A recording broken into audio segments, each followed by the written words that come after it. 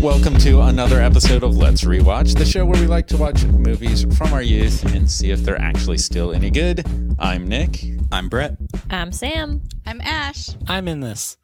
And that's Bryce. There's some confidence there. Yeah, I like it. Oh. It only took you a year and a half. I'm in this bitch.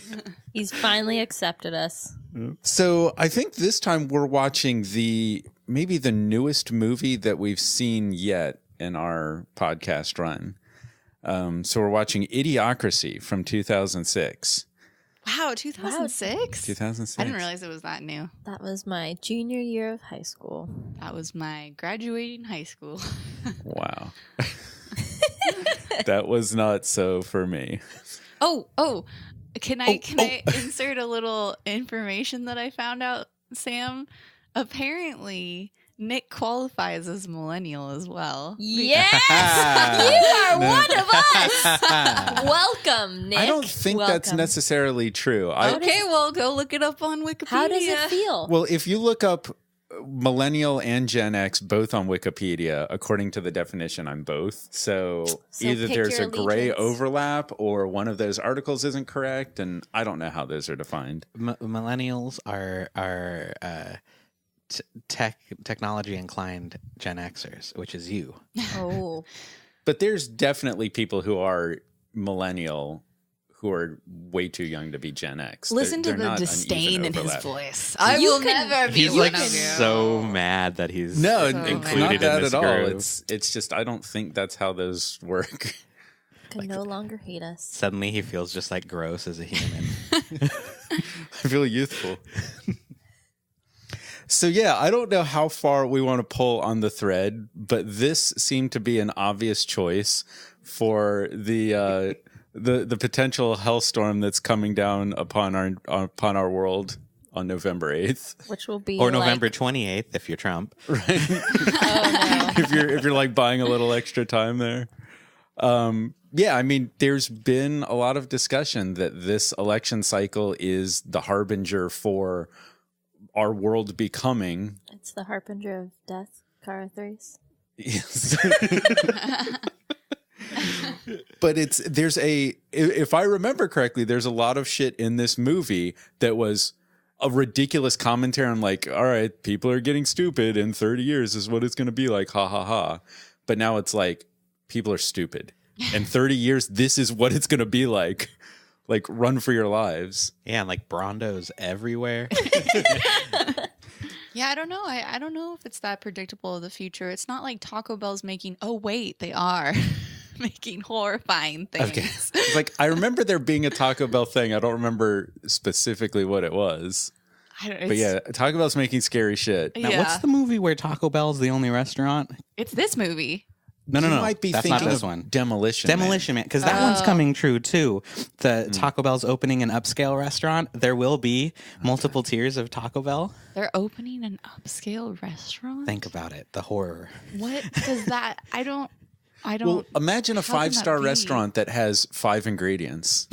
One star for each ingredient. And they've got this full menu of stuff with all the same 5 ingredients. Yeah. It's like Bryce and I went to Taco Bell the other day, and I was like, I don't know what to get. I don't know what I want. And Bryce was like, it doesn't matter. It's all the same. No, it's not, Bryce.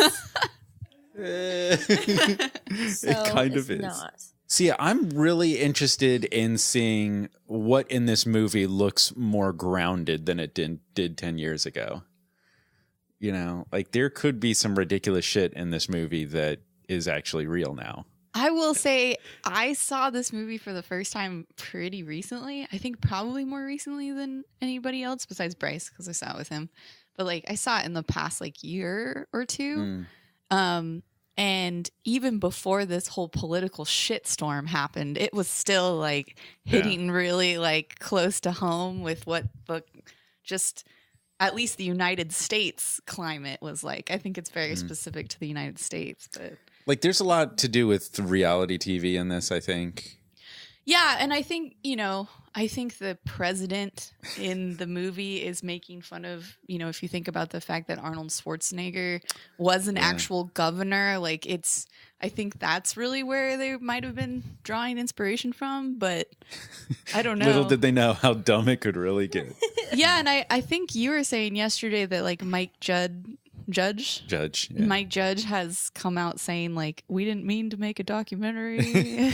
I don't know if he said that exactly, but I've heard that chatter. Yeah. And I think I heard him talk on a Nerdist podcast about it, about how they didn't like actually expect so many things to. That's interesting. Like, I don't remember that part of it, but I do remember his Nerdist episode being fantastic. Yeah. As far as like, if you're the sort of person who wants to make your own way and make your own entertainment product, just listening to the way that dude just created his own path.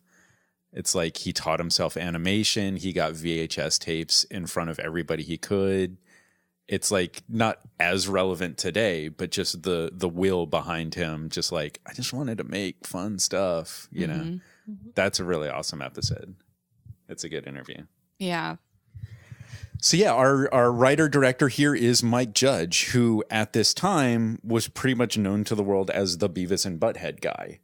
And it was kind of weird to think that the Beavis and Butthead guy would make a movie. And King of the Hill at this point. Actually, no, I'm wrong, because the Office Space movie came out before this. Yeah, Office Space was his first film. Yeah, that's right. I forgot about that. So yeah, the original Milton Office Space short was in 1991. Then Beavis and Butthead started in 92. And so then, yeah, Office Space. But I think Office Space kind of flew under the radar. I don't know. At the time Office Space came out, did you guys know that was Mike Judge? No, not at the time. Yeah. It was like nobody really knew it was the same guy. And then later that kind of became like, oh, that's that guy. I don't think I saw Office Space till like much later after it came out. It was the 97. 97. Okay, that's right. King of the Hill 97. Weirdly, Office Space was introduced to me as a movie made about the comic book the comic strip you've never read. Yeah. Well, I think it was a comic strip? Milton. No, it was an animated short. It was okay, that was a comic strip. Yeah, I don't think he did still comics. I think he did shorts. Yeah. Yeah, and I don't know if I've ever actually seen the Milton short. I want to check that out sometime. Did any of you guys see Extract?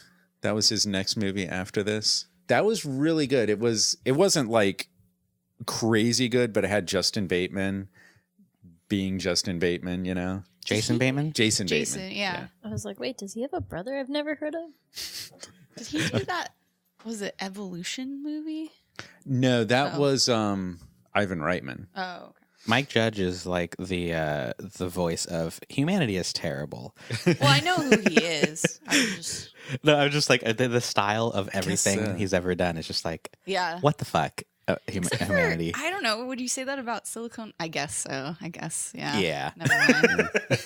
Yeah. So now everybody's enjoying Silicon Valley. That's still currently running. Although I still haven't seen the newest season. It was out when I was traveling, so it's I really need to watch it.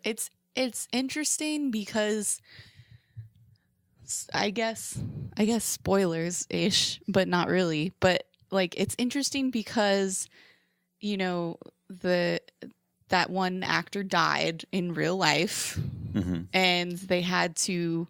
It was clear that they were setting up a story arc with this actor that they then had to completely wipe free and like come up with a whole new story arc. I felt like they were dealing with that in season 2. Oh, was that like season it's still 2? Okay. Running in season 3? No, it gets better in season 3. Okay. I'm trying to remember what the story even was that season. I don't know.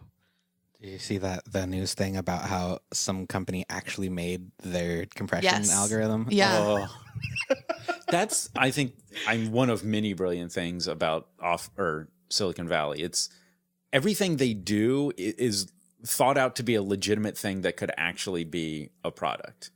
Like a compression algorithm that would save all of this bandwidth, like that would have the buzz around it that they have. It's a real understandable product. It makes sense in the real world, not just in that, everything seems very tangible even the ridiculous Silicon Valley company shit, as it turns out, is all pretty real and tangible. Yeah, as you guys would know, considering your company was bought by Silicon Valley companies.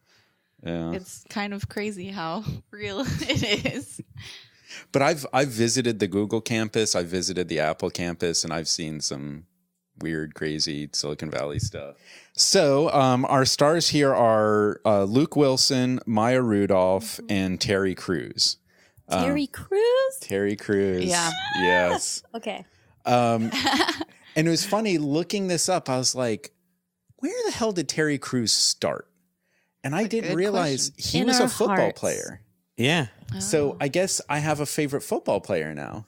Because I love Terry. I think we all Well, love Terry Crews. You know Owen Wilson did too. Owen Wilson played football? Yeah, that's why his What? nose is fucked up because of a football accident. But But he wasn't like he was NFL, a pro right? football, He was right? like college or something? I don't know. I just know that he did play football like professionally. For a while. Oh, didn't know that. I didn't know that.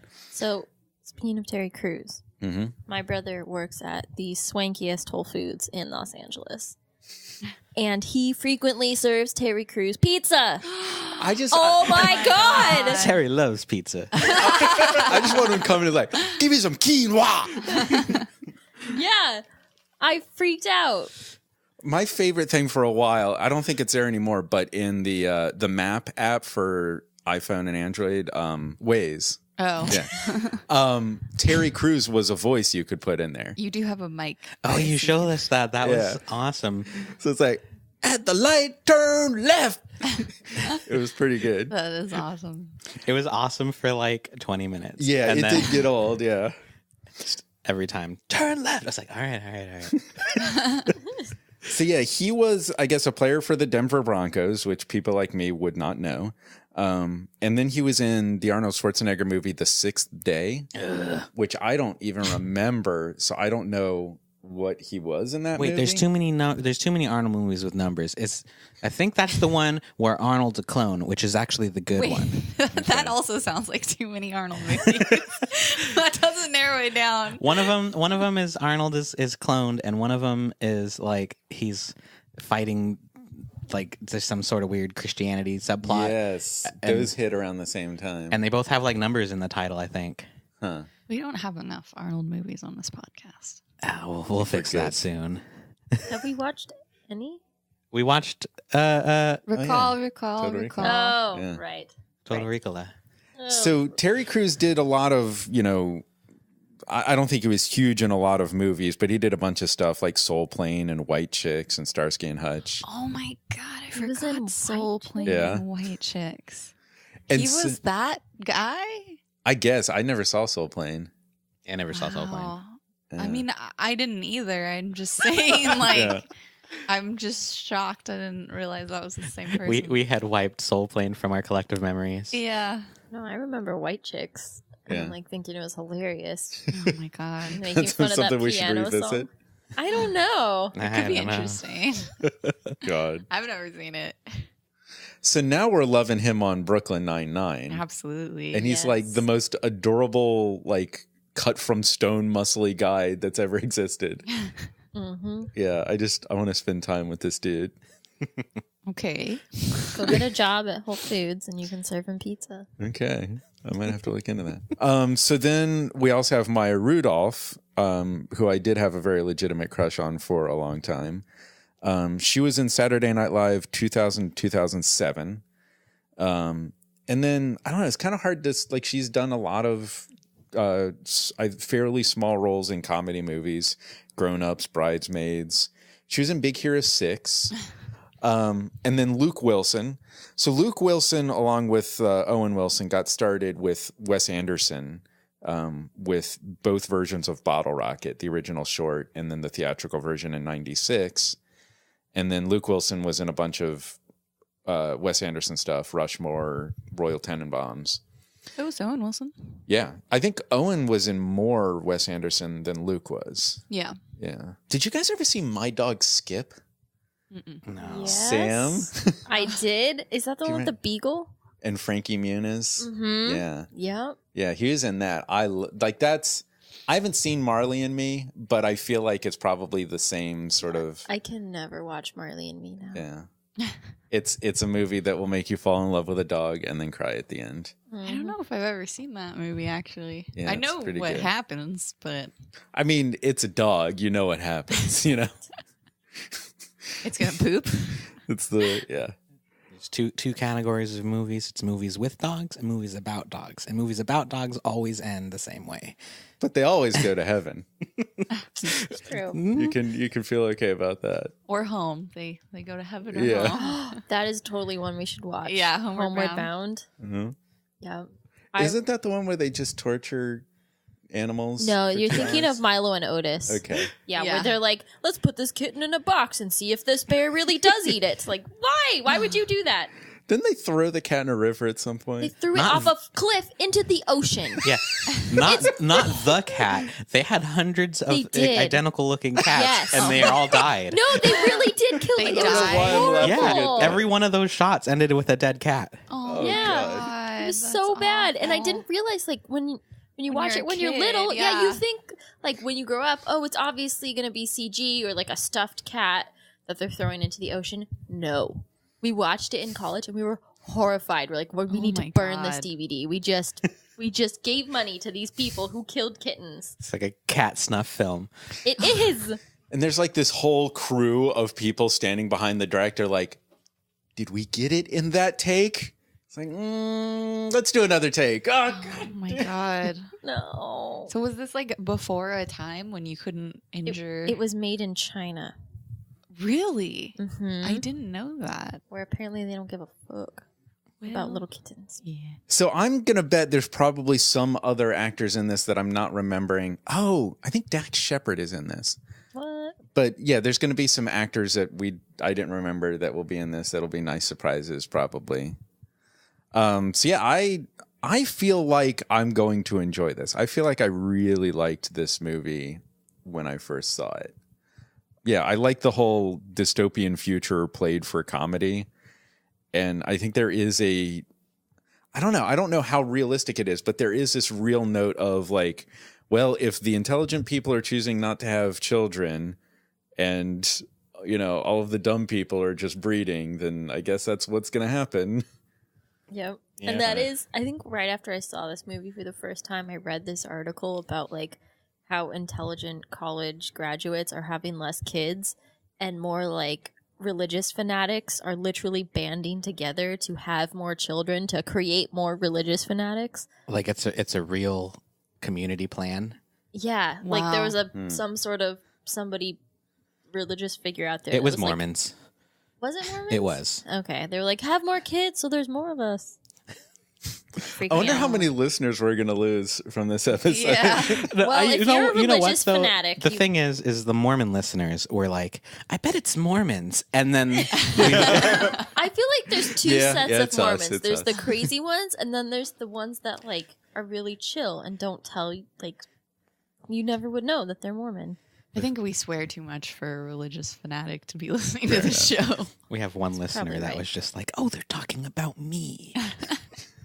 So Ash, you saw this pretty recently. You probably have Yeah. the clearest memory. I do, yeah. Yeah, I mean, I remember liking the film. It's not necessarily a film I would go out of my way to see again, but That you're I thrilled mean, about today? It's kind of like we were talking about this with something else where it's like, yeah, I get the joke 20 minutes in, you know, it's like, I get the joke. Oh, but you have to wrap up the narrative. Okay. You know, Yeah. like it's kind of like, I get it.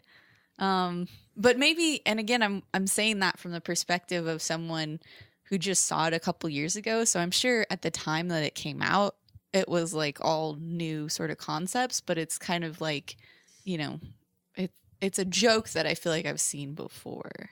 Yeah. I think some jokes don't necessarily bear repeating. Yeah. Some jokes you get it exactly. and you're done.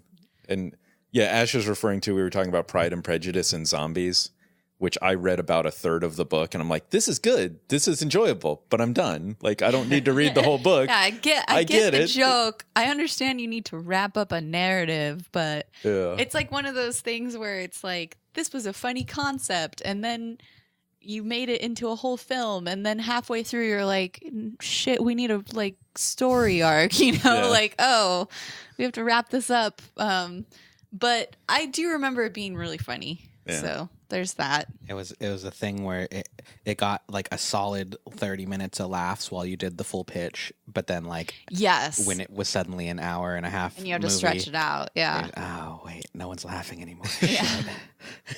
But I guess I'm curious, considering, you know, when I saw it, none of this like Donald Trump, Hillary nonsense was going on. So I'm curious to see how true it is to our like current political climate. But Yeah.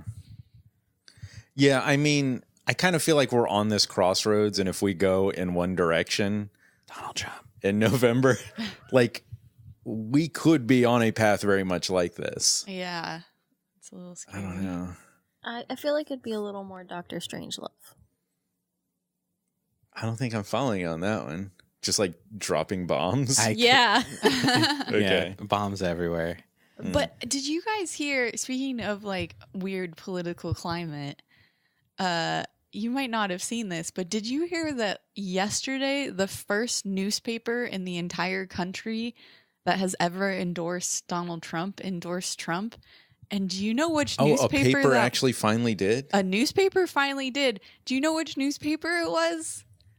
For comedy, I hope it's like Mother Jones, but no, what is it? It was The the Star? Santa Barbara News Press. That Yes. makes What? so much Right. sense. No, it doesn't. It doesn't make any Santa sense. Barbara, Makes so the much like sense. the richest white people land in most of California. But it's also like extremely hippie. Like it doesn't make a lot of sense. It's like Laguna Beach. The hippie subset is so like into the ocean and like not that political, man. And then there's way more rich people than there are hippies. it's a lot more hippie than Laguna Beach. I thought Santa Barbara was A the lot more island of hippie. rich people in Yeah. the ocean of hippies. Yeah, if we were gonna guess a place that would have endorsed Trump in California, I would have picked somewhere in Orange County. Yeah, or like big Bakersfield or something. yeah, you like know, a place like- with a lot of farmers. Yeah, like it doesn't make any sense.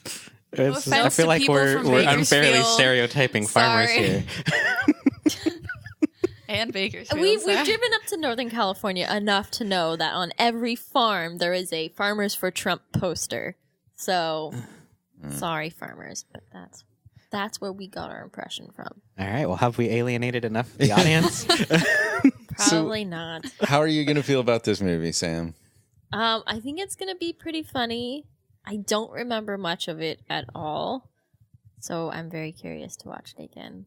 And I'm that's kind of that's it? scared. Yeah, I don't know. I'm kind of scared to find out how true it might be. Like you're going to be hitting the sobering reality of what could happen. The sobering reality of we're all doomed. What do you think, Brett?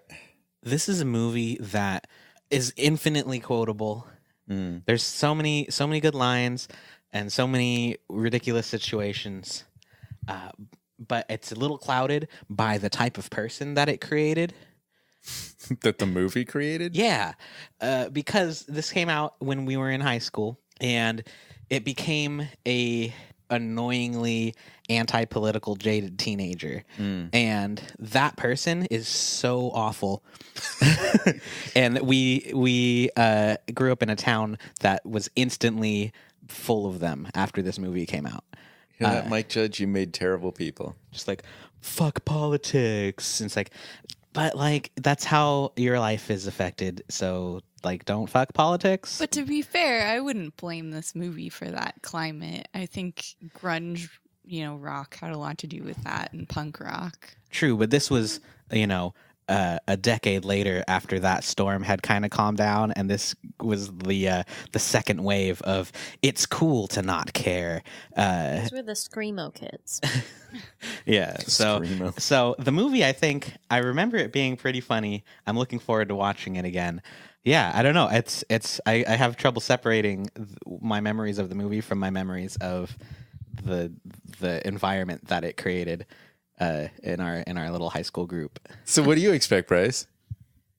Well, I think like everyone's already said, it's a very important and relevant documentary about how easy it is to lose your car. And Ashton Kutcher shows us how to find it if that happens. So It's informational. All right.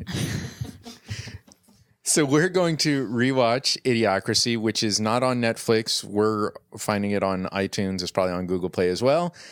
So you might want to pause the podcast, rewatch Idiocracy, and join us when you're done.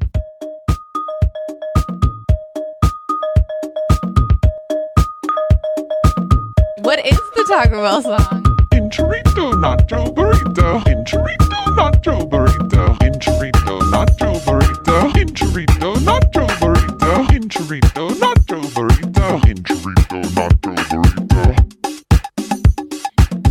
So we just finished rewatching Idiocracy. And I think our IQs dropped a little, maybe. You know, I don't think this is a good thing to say, but Dax Shepard plays a great idiot. Yeah. Which one was he again? Sorry. The lawyer. Oh. Like, I don't know that I've ever seen him not play that character. Aw. Well, some people aren't acting, Nick. I guess. I don't know. No, he was Just acting. Yeah, there were some really good, like, blank stares, and I like Justin Long, like, you know. Yeah. You know what I'm saying? You know what I'm saying?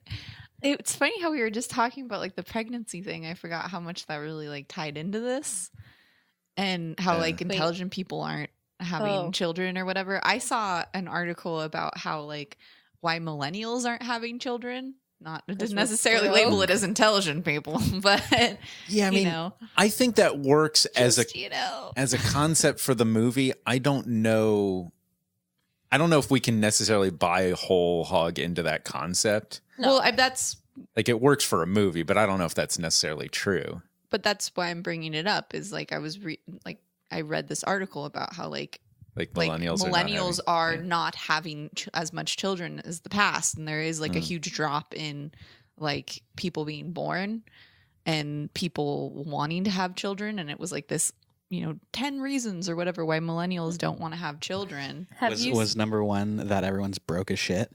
Well, that was one of the reasons, was that people think that it's not like a good financial decision, which was one of the things that they said in the movie. They're like, with this market as it is right now, a lot of the reasons they gave were reasons that were in this list. But I think the leap that they're making is saying, like, well, the people who do have a bunch of kids are dumb, which, I don't want to go out and say that, but I think there probably is a case for people having children later, people having fewer children. There's a huge problem, I think, is it Japan? Where they're just like not having kids also, at all. Like, is it Sweden, I think? And they came out with that commercial that went viral on the internet. Yes. Like, please have babies. Oh, yeah, please. like grandmothers want grandchildren. So Yeah. I think they did some research that found that people tend to conceive while on vacation. So the commercial was travel. Oh, your No, it was like parents buy your millennial kids trips so that they'll have grandchildren. Oh yeah. Yeah, But that was see, crazy. the interesting thing is you said that it's a big problem, and like I don't think it is a problem, because I think we're heading towards this like crazy overpopulation of the planet. Like maybe it's a good idea for us to slow down and not have as many population. Maybe. I think problems? there's a lot of complexity there. Like, if it's just Japan that stops having children, then that's an issue for their culture. Yeah. Mm-hmm. It would be nice if, like, on a global scale, evenly throughout the entire world, everybody just sort of reeled back a little bit. Well, there's still, like, in order to maintain our economy and our population, people have to have X amount of kids. Yeah. So, But we don't that's my point, is we shouldn't be maintaining this population. We should be like seriously decreasing it, because we're on a projected course to exceed our natural resources. yeah, but with the that amount of doesn't population. necessarily have to do with overpopulation as, like, overconsumption of material goods.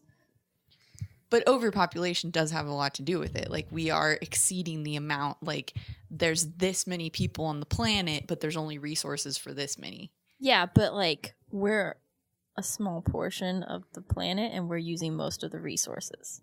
Yeah, it's mostly just the U.S. that needs to chill the fuck out on. Well, China And also. China, yeah. That's why we need to get our ass to Mars. to refer to another movie we've watched. So grow potatoes.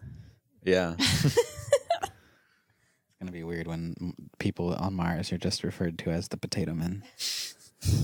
Yeah. I didn't actually find that this movie really tied into our current political climate as much as I thought it would. Yeah, I mean, I just kept thinking about President Camacho, a guy who would be elected just because he was, a wrestling star or a ultimate fighting star. I did. And it's like, now we've got a candidate who is getting elected purely on popularity and no resume. Yeah, I did kind of see the truth in like being bought by corporations, that sort of thing. Oh, like totally, that's yeah. probably the most relevant. Yeah. Which actually would be more of a critique of Hillary. Yeah. You didn't think aside from the guy who owns his own I mean, that's not corporation. really fair. That's a critique of the entire system. It is the like, entire that's fucking not system. just Hillary. Yeah. Like all political figures have been bought by corporations. Yeah. but also that's a thing that people just say and no one ever really like talks about. Like, remember that time when Hillary actually had all this stuff? Well, she does. There's have just like weird talking points about both of the candidates where everybody takes the worst byline Right. and just says, yes, that's a fact. And then like, Yeah. like somehow everybody has conceded that like Hillary's a corrupt politician. And it's just like, I don't know, like, what's the thing? And then everyone's like, like what's an electrolyte? Yeah. And Saying it. It's what we crave, but we have no idea. It's what plants crave. Yeah, I mean, you could also say that the good thing about Donald Trump is that he's not going to be bought because he doesn't need anybody to buy him. He's got his money. it was, well, yeah. But then, like, I don't know. There's also the flip side of like he cares more about money than about like humanitarian stuff. Well, I just saw in that the Congress scene, like Camacho standing, firing his gun, telling Congress to shut up, and then like It's what and then like promising just like random bullshit that had nothing to do with what they were there to meet about, just to appease everyone. And I was like, oh yeah, like that sounds so familiar. Yeah, I was surprised. I'd forgotten that this is basically the same setup as Futurama. Like, oh, there's a guy frozen and unfrozen. I mean, I could see this as a Futurama episode too. Like Fry gets frozen again and goes into the future, and like it's this worse. is a live action Futurama. That's a thing. Is it? There's a live action, but it's fan a film. fan film. Oh. Yeah, it's not out I haven't yet. seen it. Yeah, the trailer's out, but the actual thing's not done yet. Yeah, and it's like I kind of felt for a minute like this is like a pessimistic version of Futurama. And it's like, well, no, maybe Futurama's not quite so optimistic. Maybe it is kind of dark too. But yeah, I don't think Futurama is anywhere near as bleak as what we see in this movie. I don't know. I feel like it kind of covers up the bleakness with like really clever little comedic bits. Especially it's a in, fun like, movie. especially in like every scene, there's something funny in the background that like I feel like you could watch this movie multiple times and notice new little gags in the back. Yeah, there's a lot of detail. Yeah. Like, I think some of you might have stood up and walked away in this moment that I thought was brilliant. Like, the first time we see Dax Shepard, he gets out of his big comfy chair and it's a toilet. And it flushes when he gets up. Yeah. Yeah. That is so vile. I'm so grossed out. I'm really glad the dog decided to eat a stick at that exact moment. Ugh. It was weird watching this, thinking back to the thing I said before, where like the message of this movie is obvious, and like all of the people that I said I didn't like about their opinions, it's like, how do you draw the conclusions that you drew from this movie? Like, to not care. Oh, yeah, okay. People who decided fuck politics after seeing this movie. This movie was like, hey, start caring or the world's going to be terrible. And like, it was a bunch of, everybody took it as like political fatalism. It's like, oh, we're fucked. It's over. Like, who cares? I don't know. It was just a weird conclusion to draw. They were too having watched this dense again. to understand the message of the film. They were in high school. Like, there's a despair that sometimes I feel from this election. Like, is there really anything I can do?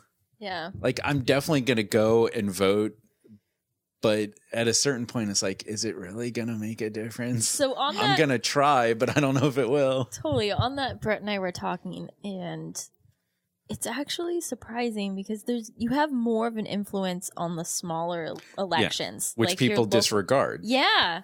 So I don't know. Everyone kind of pins their hopes on the presidential, and it's like I feel like you have more control voting for your mayor and like these little things. Even just paying attention to Senate and Congress. Yeah, absolutely. Which I need brought to us do that research. And if we accomplish any goal here, maybe the point is like, hey, do the research on all the elections other than the presidential election. Yeah. Somebody posted something on Facebook recently, which was a true glorious gift, which was, here's all the propositions for California. Here's what they mean. Yep. Here's the advantages and disadvantages. Yeah. And they tried to make it really bipartisan and not leaning either way. It's really valuable. There's a lot of In fact, I'm going to try to find that before we finish recording. Was it kind of like funny and it made jokes? It was a little funny, yeah. I think that was Michelle Kowalski who posted that. Not reading things is scary. We got stopped by a one of those clipboard people out in front of a grocery store, and they're like,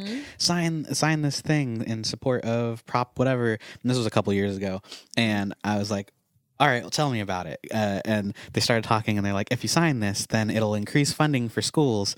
And I was like, okay, well, I'm going to read it real quick. And I read it, and the thing is, the current system was like 13% of taxes go to the school.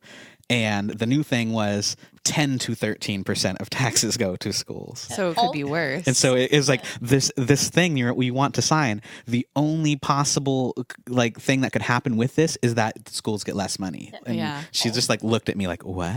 Also, that was the year where they're like, sign this for gay marriage. And we're like, let's read it. And they were like, yeah, to ban gay marriage. I was like, fuck you. Like, why are you tricking awesome liberals into this bullshit? Like, well, I think you make a good point. Like, we also live in this world where people just read headlines. You know, like you were making the point about what people say about Hillary, and it's like people get so upset about a headline and then they never actually read the article. Totally. I catch myself all the time. I'm like, hey, Brett, did you hear this thing? He's like, yeah, well, what about this? I was like, I didn't read the article. Yeah, I just read the totally. headline. I started forcing myself. I was like, if I'm going to, read a headline, I better read the whole article. Yeah. And the shitty part is like what I discovered was that articles are fucking boring. Wow. But it's true. Like they write, like the article is just so much fluff. Like there's 2 paragraphs of just like fluff in the beginning. I think what you're referring to is the writer's opinion, which is what I fucking hate. I'm like, I don't want to read your article to hear what you think. I want the facts so I can determine what I think. That's my point too, is like, sometimes it's not even necessarily their opinion. Sometimes it's just like, I need to hit a word count, so I'm going to be creative here and like add some like creativity at the beginning. Like imagine yourself standing, blah, blah, blah, and it's like, no, I find it almost consistently, if you click on an article and you skip to the 3rd paragraph, the 3rd paragraph is the information you want. Yeah, that first paragraph is like the prose, the like, I'm a creative writer, even When though I I'm a was journalist. 5, Trump shook my hand and it changed my life, and now I'm writing about him. All this gonzo nonsense where they have to feel like they need to contextualize it for you. It's like no one ever writes just facts anymore. Exactly. And like, if you have an article that's like, such and such thing happened, and then it's like 3 pages. It's like you could have just said what happened, and then that's all I wanted to know. So the site I was looking for is ballot.fyi. That's totally the one. Which makes me wonder, what is the domain FYI? What country is that? That's the new ICANN thing. Oh, so it's not tied to a specific... Okay. Yeah, it's specifically for info pages. So either this is only California, or it's somehow locked onto my location and doesn't let me get out of it. So this might only be advantageous to California residents. But I think the point is, like, if at all possible, like, try and do the research on anything other than the presidential elect. Like, find information about the other things that are going to appear on that ballot. That's our PSA for the day. Try to inform yourself on the other things. Definitely. But, there was this great article written I can't remember his name. I wish I could. Maybe one of you will. The host of Dirty Jobs. Job something. Row. Or Mike Rowe. Yeah. Sorry. Job And Row. it was kind of brilliant. Somebody was saying, Mike, can you please encourage people to vote? And he says, no, I'm not going to encourage people to vote, because if people go out just to vote because they feel it's this obligation and they haven't informed themselves, they haven't done any research, they don't know what anything is about, it's not an obligation, it's a right, So maybe you shouldn't vote if you don't know what any of these things are that you're voting for. Mm-hmm. I really like and this, I don't think this has ever been applied to voting specifically, but that scientific, what is it? The statistic where it's like when a ton of people take a guess at something, it's more correct than when one person. It's like herd immunity, but for It's basically just increasing the number of guesses. Except for Brexit. Well, that was Right. that And was the that's a opposite. perfect That was a example. reduction in the number of guesses. Not enough people went out to vote, and only the idiots went out and voted. Or people just thought, oh, that sounds like a really good idea. I'm angry with what's going on in the EU, and they voted. Yeah, I mean, the But they people who didn't do the voted made a research. guess. Yeah, but I think they were don't saying know if like they the voter necessarily turnout. made a guess. They made a decision based on extremely small amount of information. That seems like a good idea, but they didn't do the research to figure out like what would really happen if that went down. So it's an uninformed vote. Yeah, I think what Bret is referring to was a radio lab from their archives where they talked about like in the early 1900s at the fairs, they'd have people like guess the weight of things. And Crowds tend to be accurate. So when you take the average of crowds, it's more accurate than any individual. So as a population, when you pool your knowledge, you're smarter because of it. But is that, guessing the weight of something Yeah, is that's very different from different. guessing the correct policy. Yeah. Yeah, but I think But it's different, but there's still like the premise that more eyes on a problem will tend to lean the group percentage of correct answers towards correct.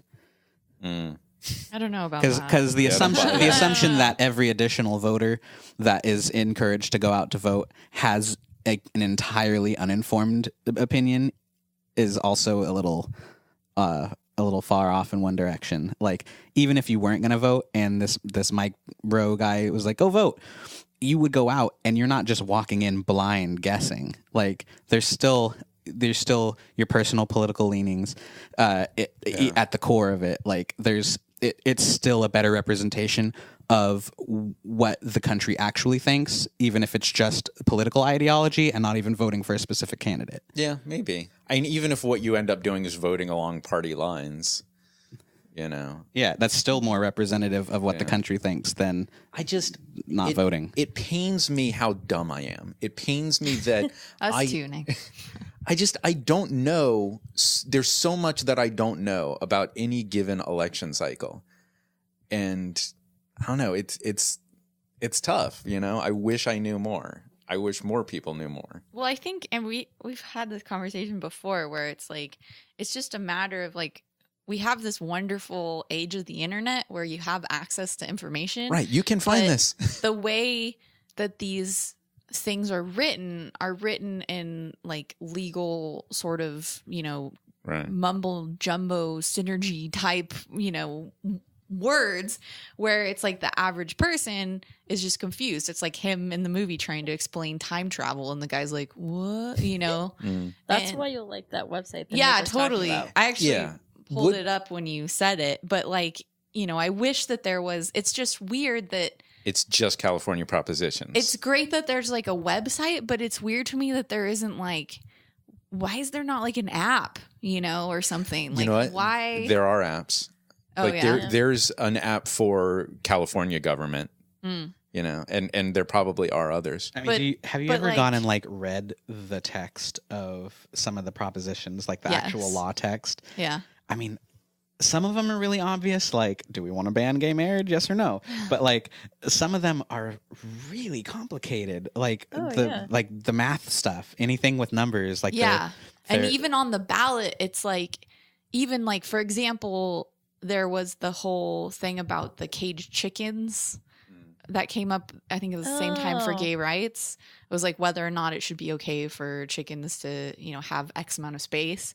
And it was like there were all these things where it's like it seems very simple, black and white on paper, but then when you talk to other people who were like against it, there was all these like, well, doing that is going to raise the price of eggs and this is going to go up and whatever. And it was like, oh shit, there's all these other factors, just like in the movie, using the water caused an economic crash. Yeah, like so the ballot dot FYI or whatever, like the I haven't checked it out obviously, but the question that immediately comes to mind is how biased is the summarizer? A little Because biased, I actually is read it. ballot.fyi just reading the headlines? Well, it's one of It those says where it's nonpartisan. exactly you look at it and they say we don't lean any other way. We're completely nonpartisan. NPR But says can, that too. Can they truly be that? I mean, Fox News, their tagline is fair and balanced. Whether Oh, the it doesn't matter irony. which side you lean, you have to admit that Fox News has an opinion. So I don't know if they're making the effort to do that. I mean, wouldn't it be nice if news made a profit from truly informing us rather than making a profit from ad buys? Yeah. They make more money the more scandalous things are. They don't make more money by informing us. Well, it depends on what we click. If like more people, Oh yeah, the people are supporting that system. Sounds like you want a publicly funded government-run media center. The thing I'm truly fascinated by is in the 50s when television first started, there was a law because the government regulated the airwaves and there was a law. Yes, you can make money by broadcasting television, but you must broadcast the news X amount of time on any given day. It was this inconvenient thing that they were forced to do. And then at some point they thought, well, we can actually sell ads for the news and still be compliant with this law. And then news became profitable. And then it became this whole different thing. And so there was this blink of an eye when it was like you had to do it as a societal obligation where it was actually informing people. And that faded away. And that's a bummer. So we're learning a lot about this movie that was no, I think this is all really, it's the things that are on everybody's mind. And it's interesting to watch a movie that kind of shines a light on the worst case scenario. Yeah. I mean, there were like, I think Sam kind of brought it up, but like the whole idea that this corporation buys like the FDA and whatever is like not really, that far off base. Like there are, especially if you look at like the drug administration, like why do doctors like push certain drugs? Well, because they're sponsored by them. Like that's how the system works. Like if your doctor's like, you should really take this one over that one, like it's because they're being sponsored, And the next logical question is, why doesn't the FDA stop that? And you would guess that it's because there's some money involved. Yeah, exactly. They're also being sponsored by. And isn't that the great thing about science fiction? Like, if we talk today, a company buying the FDA, no, that can't happen. That's ridiculous. But then you say, well, let's add 500 years to that equation. We're definitely in a situation where with a certain series of things happening, that's not such an insane idea. No, it couldn't happen now. And that's a great thing about sci-fi, like shining a light on things like if you continue on this path, that could happen. Yeah, I love that. And this, at its heart, was a sci-fi movie, a very funny sci-fi movie. But yeah. Well, the good news is that Neil deGrasse Tyson says that as a whole, human populations have been getting smarter over time, not dumber. So, huzzah to us. Yeah. Yeah, I think there's a lot that's great in the world that's easily overshadowed by the things that are bad because the things that are bad get more attention. I mean, we don't bloodlet anymore because we think we have evil blood. Thank God. We just wash our hands and help prevent diseases. Although anti-vaxxers, whatever. Well, you see that thing about the blood transfusions making people Oh shit. Yeah, young blood. young blood. Young blood. What? So there's this. Well, it was funny. There's this Is creepy, this the Keith Richards thing? creepy story about like one of the popes that in the past was like to stay young, I need like the blood of children infused into me. Wait, this is not the young blood I thought. This is terrifying. What are you talking about? And everyone's like, aha, that's weird. And then scientists were like, but maybe. And it turns out if you take the blood from young like mice and put it into old mice, their health problems go away.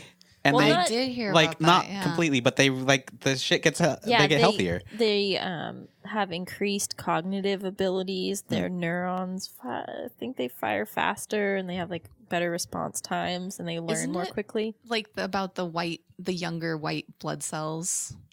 I mean, that's a theory, but they don't know why it happens I thought yet. I heard something about that. Well, there's the urban myth that I don't believe, but that's the reason why Keith Richards is still alive when all these other rock stars are dying. Oh God. That he does once a year, completely replaces all of his blood. Oh my god! Yeah. Why am I talking about this? Yeah, that's creepy. I thought I had a point, and then I forgot what it was. Point was to creep us all out. Thanks, Bret. Let's talk about the fun thing that we just discovered. There's a third Willson brother. Oh So my god. Andrew Willson as, what was it? Extreme Beef? Beef Supreme. Beef Supreme. Yeah. And I don't know. He seemed really cool. He didn't even speak, but like he was doing that thing where he's like working the crowd and firing guns. And like he seemed to have a lot of charisma. I'm like, why don't we know about this guy? For a second, like from the distance, I was like, that looks like that guy that plays Stifler. Yes. I thought that too. Yeah. I thought it was Ben Affleck. Sean William Scott. When they first showed his picture Really? during the news broadcast. Huh. He kind of looked like Ben Affleck, which I think would have been amazing. But I too saw the Sean William Scott thing. Like he does look like that dude. There's like something about this movie where like they definitely paint a world, but it doesn't feel like a very like fleshed out world to me. Like there's a lot of like gags, but for some reason there's something about this movie that just never, like the world didn't really feel very feel real. I think it's because they don't travel anywhere. They stay Yeah, in the it same could place. be. It felt to me like the live action Flintstones movie. Oh god. It's like, yeah, this is a cool idea and I can see that world, but yeah, this world doesn't hold water. It's kind of like a it's the prediction of what the future is going to be like. But at some point, way before this movie, the world ended because Yeah, totally, like, 'cause they the couldn't have society doesn't kept work. going. Oh, But yeah, it's so this is like, unsustainable. but what if Yeah. it did? Yeah. And then that's what this movie. So I get like why it doesn't work because it definitely doesn't work. I feel like also like one thing that really doesn't work for me, which was the thing that didn't work for you in the last movie, is like there's so much visual noise in this movie. There was a lot. And I get that that's like on purpose. Like I get that that's like the gag, but it's just like their clothing has text on it. And I think the text and logos are specifically like so you can't read them, like on the Well, they're presidential jokes. Right, but like even on the presidential podium, there was the Pepsi logo and it did say Pepsi, but they had distorted the word Pepsi so you couldn't really read it, probably so they wouldn't get sued. I was gonna say so they couldn't get. But like a lot of like the ones on their clothes, like some of them you could read, but some of them were like purposely distorted so you couldn't, I think. Yeah. But it just made like it just like hurt my brain because I'm like trying to read her like outfit and I'm like I can't read this word and it's so much visual noise and like the walls are like plastered in it too and like I love that the everyone's walls in wearing the White House were same- covered in money, but like the fake money. Yeah. It looked like NASCAR cars that are just Yeah. covered Yeah, I in agree. sponsors. So And the background is too and like Yeah. the desks. Oh my god, is NASCAR Idiocracy? oh my god. Shh. No. Well, I think, danger. I think it's an example of sponsorship run amok. Yeah. And that's Like, kind of what I think they were going for with all the Totally, logos. yeah. And I feel like, yes, visually it was kind of assaulting to the eye, but I think it added so much to the story and the world that I kind of overlooked the ugliness of it. You know what's funny though is I had a similar thought the other day driving down Colorado in Pasadena, Oh yeah. and I like looked around and I was like, there are so many signs everywhere advertising everything, and this is just a fucking garbage street. That's a lot And of I LA. It's and just I ads wonder, everywhere. I just wonder like how how far off is it? Just because we didn't recognize any of the stuff in the movie that it felt so messy? Yeah, Because maybe. it almost feels like there's that many brand logos everywhere. In this room. Like, Oh. no, I mean, it's everywhere. Yeah. Well, we are in my nerd cave, so there's a lot of Marvel logos and whatnots everywhere. Yeah, maybe I think it was the fact that like I couldn't read them that just made it seem like visual noise, because it's like my brain it's just something your brain tries to do. You try to read a word, it's just natural. Oh, yeah. And so it's like the fact that I couldn't, like there was the one that you pointed out and it was like I was so distracted at trying to read what that word was that I like missed a whole scene because I'm just trying to read like what is that word in the background, And I think it totally is correct for the film, but it just I wonder how different it is hard. from like The Big Bang Theory, where Sheldon wears a graphic tee and there's all kinds of recognizable stuff in the background, well, his shirts never have words on them. versus nasty. It's delicious. Yeah. I mean, that's like it's kind of like filmmaking 101 is you never want to put text around your subject that's in the background or on them, like because the human eye will be distracted to read it. It's like you don't want to put someone for an interview up against a poster that has text because people will spend the whole time trying to read the poster. But this film just said, fuck that, we're putting it everywhere, Well, I mean, you have to have the freedom to break certain rules to tell certain elements of a story. Yeah. And I Yeah, think that but was wouldn't important it to that also story. have been just as effective if it wasn't text and instead was logos?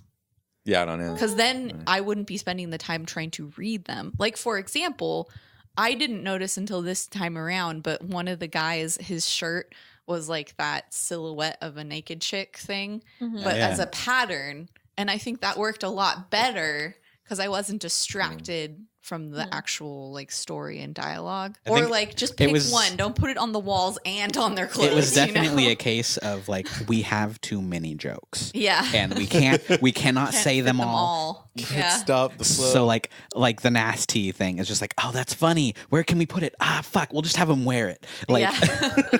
Yeah. Like there's a poster of Terry in the background at one point that I like, it was too quick to read, but I was like, I'm sure that's hilarious too, There were I so many loved- great pictures. yeah, I love the Hall of Terry faces. Yes. Yeah. Oh yeah, the different photos.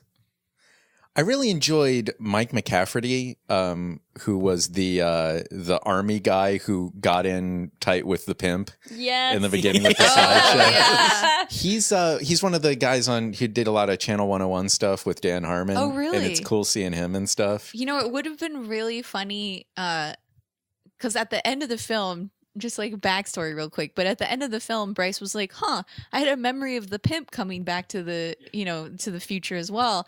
And then at the end of the credits, because we just left it on, all of a sudden there is, if you didn't see it, viewer, like go back and check it out. There is the pimp shows up out of one of those cryer freezing coffin things. But wouldn't it have been funny if he did too? Oh yeah, that would have been great. And so you posted, so we try to post pictures from the movie to see if anybody can Yeah. guess the movie. And I think the picture you posted was Mike McCafferty I with the did, slideshow. So some of our viewers have already identified the movie Like everyone. even before we started recording. Yeah, actually, I guess Damn, that you was guys too are good. easy. I went back through our Twitter and like I know what movies we watched, and I was like, "What the fuck still is that?"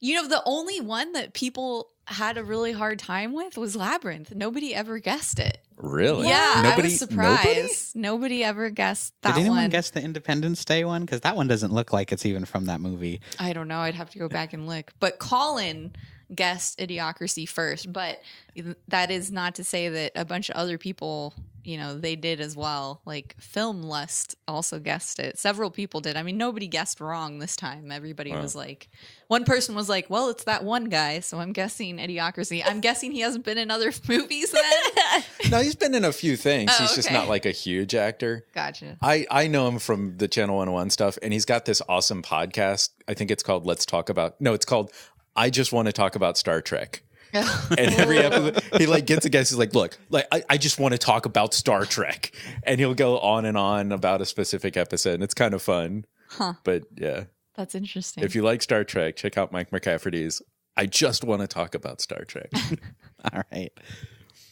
So yeah, let's get some final thoughts here. Ash, you saw it pretty recently and came back to it within like a year or two. Yeah. I liked like what Sam said is like I feel like you could watch this film multiple times and see different things. And I do like that about it, like the replayability. It's something about like once we get to the what's it called? The like monster truck part. Oh, the rehabilitation. Like once the film like gets to that point, I just kind of start to lose interest. Like it just feels like it's done, you know? Like if that part felt like we needed to insert a plot, you know, we have to not insert it, but we have to finish the plot like quick, wrap it up. We got a job to do here. Yeah, so I don't know. I feel like that from that part on there's less jokes and it's just more like let's finish the plot, which isn't really that great of a story, you know? Definitely. Like of all of the things that Mike Judge is really great at, the ticking clock isn't really one of them. Yeah. Like I can't think of many other situations where that's like a centerpiece of the story that he's done. You know, I'll say like you're definitely not wrong, and I've seen that in movies like the whole gag is finished, but now you're finishing the business of telling a story. But I guess I was like bracing myself for that, and then I didn't feel it so much. I felt like the movie was short enough and it felt kind of breezy. And maybe it's because you're repeating it so soon. Yeah, I think so. That didn't really bum me out, but I definitely see what you're talking about. Yeah, and I guess I just wanted like a little bit more depth. I don't know. You wanted more depth from Idiocracy. Yeah, I know that sounds. But I irony. feel like, you brought up the point about it being like Futurama. I feel like Futurama could have done this movie in a 30-minute episode and it would have been better. Well, that's what's great about Futurama is it's like several different stories that are 22 minutes long. Like this burdened itself with one story that had to spend an hour and a half with. And I feel like we're seeing that a lot in television now, where they're able to get more depth because they have more time to tell stories. Yeah, definitely. So, I mean, like, imagine if you just saw one Futurama episode without having seen any other episode. Like, the episodes build on each other because you know certain things about characters and their backstory and who they are. But I'm just saying in general, like, I think this could have been a bottle episode that you could have seen a one-off on and it still would have worked. Yeah, this could have been an episode of Futurama. Yeah. It would have been fine. I'll hit you again with too many jokes. Futurama would have picked like the best jokes and then it would have been like done. Well, I also think that Futurama really excels at hitting the real like social commentary note where it really resonates, yeah, where it really resonates with you, as opposed to this film. Like, it didn't really resonate with me. It was kind of like, yes, he made the decision to stay and like help, but I didn't really feel like an emotional impact from that decision. And then in the end, it turns out like it didn't even really matter that he made that decision because there were no actual stakes for that decision because the time machine wasn't real. But they were clever in the way that they ordered that because he had decided to stay before he found out it was fake. But so what it that made it a wasn't willful moment. A depressing I'm trapped in the future moment. Yeah. It was right. like, oh. But my point still stands is what it did was it also like nullified his decision. Like, instead, it was a real moment of him making that decision, but then in the end he didn't actually give up anything because it wasn't a real thing to give up. Yeah. So as opposed to like Futurama probably would have gone the direction where somebody actually made a real sacrifice that was more emotionally impactful. Well, there is an episode where Fry has the opportunity to stop himself from falling into the tube and legitimately makes the choice to not change history because it helps Leela. So they did have that moment. It was think nice. You might be misreading that decision though, because it wasn't his, like, he wasn't giving up going home to stay. He was accepting responsibility. Like that, we opened the movie with like, you don't do anything, and they kept repeating the lead follower get out of the way line, and that was him finally being like, I'm gonna lead, and Yeah. like Right, the but I time wasn't machine thing- emotionally impacted by that decision at all. Like it didn't inspire me to be like, oh wow, yeah, you know, I should go out and care about politics. Like clearly that didn't work because, like you said, a bunch of people had the opposite But is reaction. that really their goal? Well, I think that like the end of the movie kind of put That's that the in. goal of the end of the movie. Yeah, Yeah, I think it was a serviceable conclusion to the story that they had to tell, Yeah.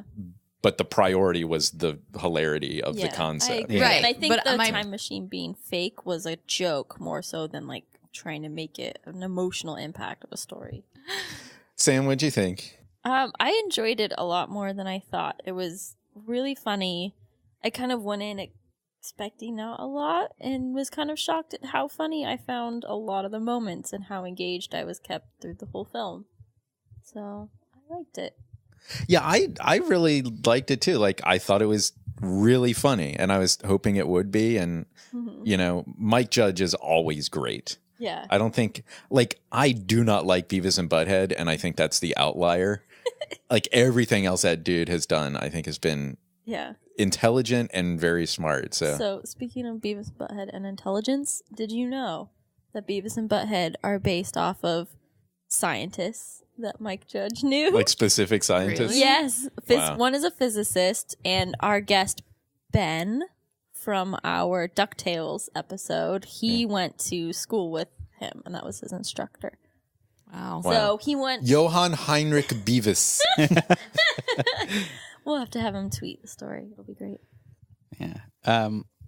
So I really liked this movie. It was weird that they could take what is essentially just toilet humor for most of the movie and make it something that I was super into, because I'm not usually like, ah, fart jokes, but like this, they played it up as, I guess, what did I said it earlier, just like weird societal commentary.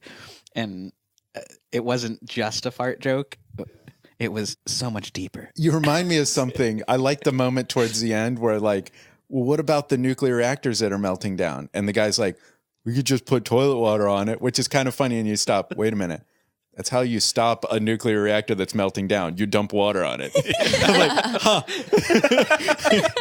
So then maybe by him staying and stopping them from doing it, he actually creates the world ending because of the nuclear reactor just melts down. Or maybe he saves it because now they think the solution to everything is to put water on it. And maybe they dump water on it. But he stays. If he had left, they would have dumped water on it. Oh, okay. But he stays and stops then, them from dumping water on it.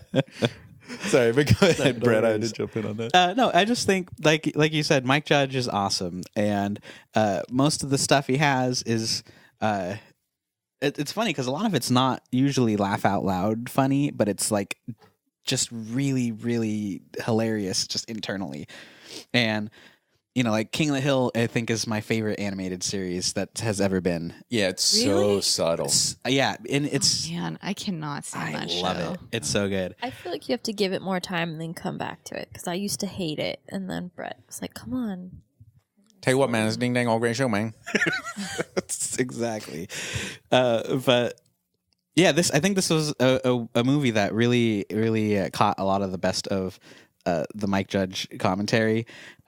Maybe not a lot of the best like actual story, like Ash was saying, but it worked. It worked for what I wanted it to be. What do you think, Bryce? It was all right. Well, thanks for rewatching Idiocracy with us. I think we had a pretty good time, and I hope we can manage to avoid the mistakes represented in that movie. Camacho 2016. Oh no. Yeah, if you liked the show, this is part of the Laugh Stash TV network of content. We have a YouTube channel with a drinking show and video game parodies. Eventually, the Fallout parody. I feel like my closer is just getting shorter and shorter every time. Yeah, you can follow us on YouTube. We're Laugh Stash TV. You can also follow us on Twitter at Laugh Stash TV, or you can follow this podcast specifically at Let's Rewatch. And please send us your suggestions as far as like movies you want us to rewatch. If there's anything you think's good, Mitch sent us The Karate Kid recently, so we'll have to get to that sometime soon. And thanks to everybody who's been tweeting at us. You know, Colin, Tack. Holland tweeted at us, but it was the idea of having her come back on and doing Spice Girls, which would be amazing. Or Spice Please World. don't make Yeah. me watch that again. Oh my Holland. God, it'll be Please great. no. But yeah, thanks for. Oh yeah, and Nick Writes Films tweeted us his pictures of the castle from Highlander, which was very cool. He had a couple great nighttime shots of Island Dawn and Castle that I didn't get to see when I was there. So, And if you follow our Twitter, we'll always put out that picture of a movie that we're watching, some frame that we're thinking should be difficult to guess. yeah, sometimes I think they're too hard. Sometimes they're too easy. I don't know. I'm trying to find a happy medium. But thanks. Do send us your suggestions, and you can also email us at letsrewatch@gmail.com. And if you liked our podcast, please give us a review on iTunes or Google Play Music. We really appreciate all your feedback. So we do this show every 2 weeks, so make sure your subscriptions are up to date, and join us again 2 weeks from now for another episode of Let's Rewatch. Yeah, and next time we're going to be watching FART, the movie. Oh, God. Didn't you cameo in that?